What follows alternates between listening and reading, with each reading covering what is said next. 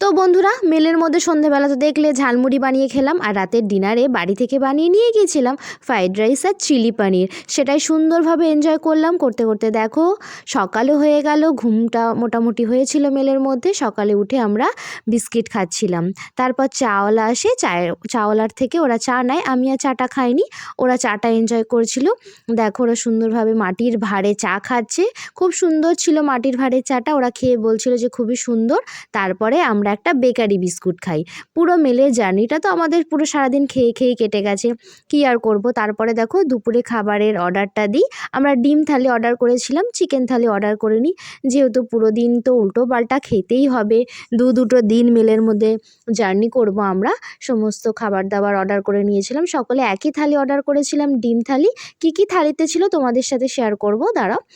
সোনালি দেখো ওখানে ডিম থালিটাও নিয়ে নিয়েছে। আর ট্রেন একটা স্টেশনে দাঁড়ায় জানো বন্ধুরা, সেখানে দেখছি এত পরিমাণে হনুমান। আর হনুমানগুলো না খুব সুন্দর দেখতে, আমাদের এখানকার মতো না, কি সুন্দর গোল গাল থাপুস থুপুস টাইপের।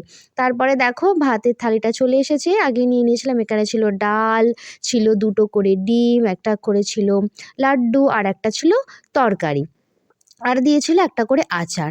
আমার হাজব্যান্ড দেখো বাড়ি থেকেই পেঁয়াজ নিয়ে গিয়েছিল, পেঁয়াজ লঙ্কা শসা, সেগুলো একটু কাটা হচ্ছে যাতে ভাতের সাথে খেতে ভালো লাগে। কেন বলো তো, মেলের খাবার তোমরা বুঝতেই পারছো, ট্রেনের খাবার তো অত সুন্দর হয় না, সুস্বাদু হয় না।